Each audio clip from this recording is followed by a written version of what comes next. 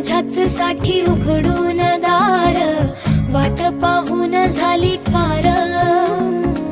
चिंता हरून देवा थकला असणार, दे माझ्या खांद्यावर भार. थोडा इथं टेकून जा, घास खाऊन माझ्या